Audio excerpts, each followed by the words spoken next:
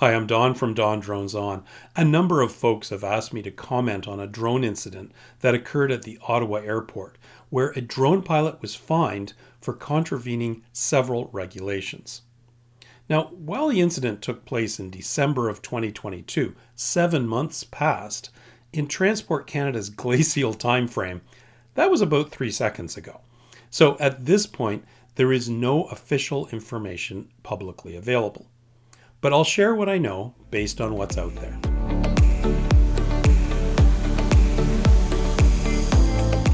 As of the time of this recording, the Ottawa incident does not show up on the Transport Canada enforcement website. Despite that, I've already filed an accessed information request for the full enforcement report, so I can see the official position and any background information there may be, just like I did in the Buttonville case. I'm also trying to line up interviews with some of the key stakeholders in the case, but with vacation time upon us and other business commitments, this may take a while. So, in the meantime, the closest we have to first-hand information about the events of the day is a terrific article by Scott Simi of Indro Robotics. Scott is a well-respected journalist in numerous fields, including particularly drone technology. So, I have no reason to doubt anything he reported, but I'm saying my understanding of the details is entirely secondhand. I very much appreciate Scott allowing me to share some of the graphics from his work. And of course, there's a link to his article in the description below. So what happened? On the morning of Tuesday, December the 20th, 2022, some guy who has not been identified, so I'll call him Chad, decided to launch his DJI Air 2S drone directly from airport property. Okay, maybe not property actually owned by the airport, I'm not sure, but you couldn't get closer if you tried. Here's a Google Maps view of the airport. And just to help orient yourself if you've ever taken a flight from Canada's capital, this is the main access road. Here's the passenger terminal with all the planes lined up in front. And here are the two main runways, 1432 and 0725. Cargo services are over here, and there's also an orange helicopter facility right here. And the control tower is actually located over here. So where did Chad, in all his wisdom, or lack thereof, decide to launch from? And by the way, he actually made 2 flights. The first one started about here, in a publicly accessible but private parking lot about 400 meters from the runway. But it doesn't appear that he actually took off there because the tracking system had him moving around at ground level for 5 minutes before actually getting into the air, over here in the parking lot of an airport hotel. It's believed that he drove there in a car with the drone activated inside. And I can tell you almost certainly what happened, even though this isn't in the article. When he fired up the drone, he discovered he was in the red restricted zone of the DJI GeoZone map, so he couldn't take off. But part of the hotel parking lot is just outside that red zone, in the blue authorization zone, where DJI would allow him to unlock and fly. So once at the hotel, he launched into the air and rose to 873 feet above ground level. Yes, 473 feet above the usual permitted drone ceiling.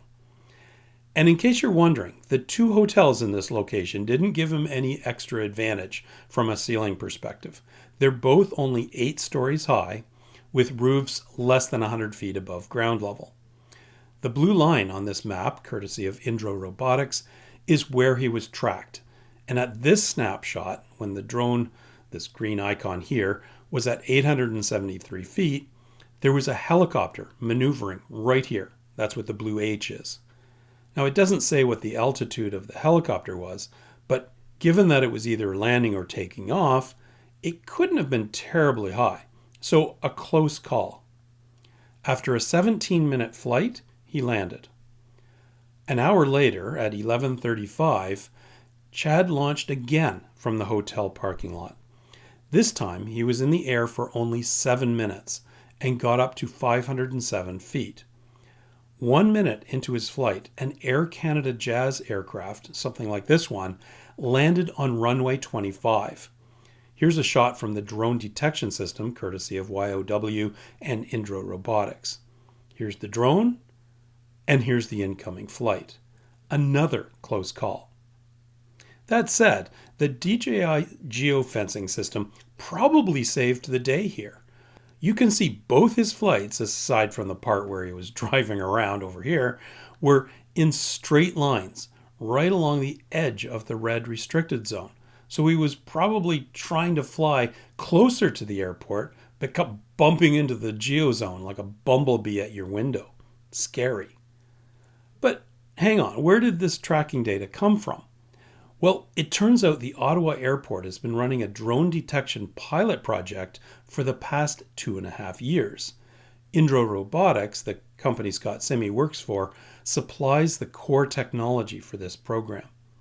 The drone detection system can pick up multiple brands of commercial drones, but works really well with DJI drones like Chad's, and is able to detect them up to 40 kilometers away. The system was active during the trucker occupation in Ottawa the previous winter and was used during Joe Biden's state visit in March of this year. More about the technology in a future video. So, the system immediately detected Chad's first 17-minute flight, and the Airport Operations Coordination Center got into gear. They checked if the drone flight was authorized, and when that proved false, the Ottawa Police Service was dispatched to the scene.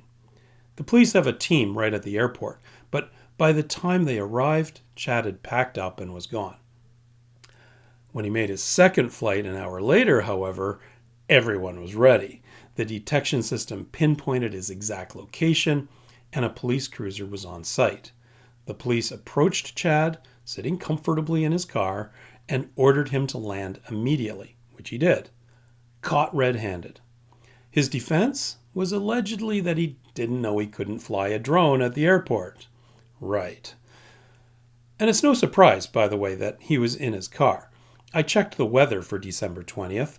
There was plenty of snow on the ground. Here's a picture from a few days earlier. The overnight low had been -7 Celsius, and it got up to only -3 later in the day.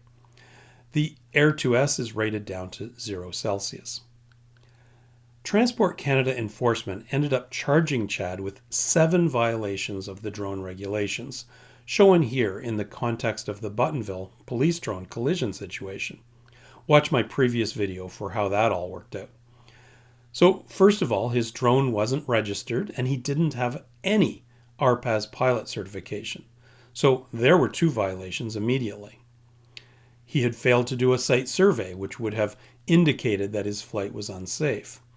And he was charged with flying too close to a certified airport, well, right at the airport, as well as flying in controlled airspace without authorization. And of course, they also nailed him for flying above the maximum permitted altitude. And last but not least, he was actually charged with 900.06, the don't do anything stupid rule. Certainly Transport Canada now has 2 poster children for this rule. The York Regional Police Buttonville pilot, and now Chad the Idiot. Not his real name.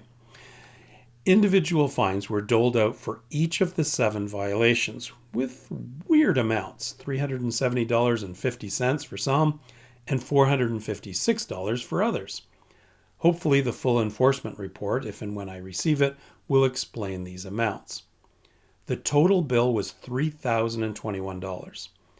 And I'm sure many people will point out that this is 3 times what the police pilot was fined in 2021 when he actually collided with an aircraft.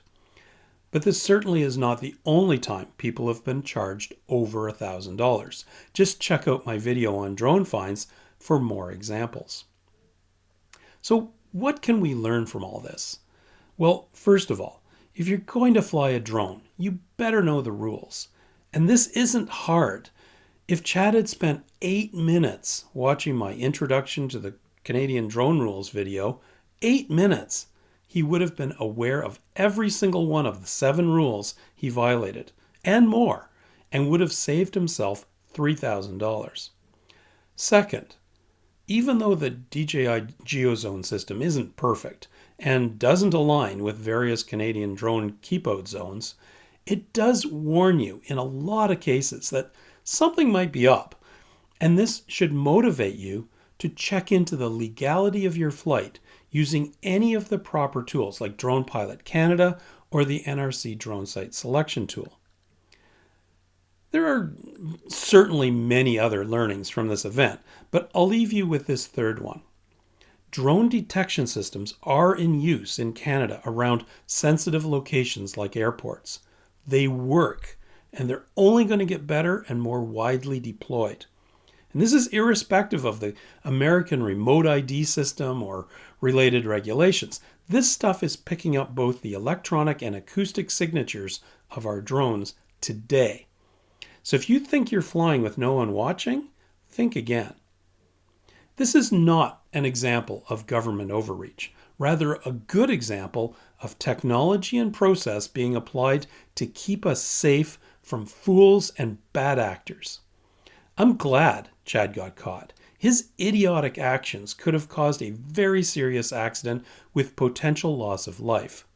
If nothing else, it should be a wake-up call to drone pilots today and those considering getting into the hobby.